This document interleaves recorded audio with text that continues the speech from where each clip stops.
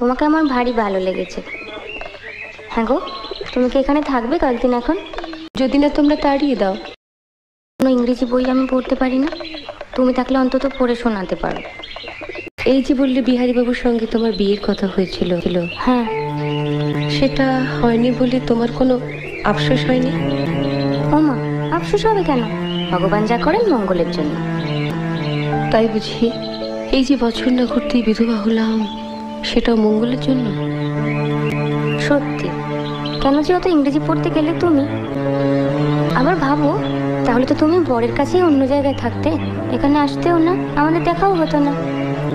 বা আমি এখানে থাকতাম, তুমি অন্য জায়গায় থাকতে। বা তা কেমন করে হবে? তোমার শাশুড়ি তোমার বরের সঙ্গে প্রথমে আমার সম্বন্ধ করেছিলেন, জানো? আর বুঝি, তা হলো না কেন? ওই যে বললি ঈশ্বর যা করেন মঙ্গলের জন্য। ভেবেছিলাম বলবো চলো আমরা সই পাতাই, এখন দেখছি সতীর পাতাতে হবে।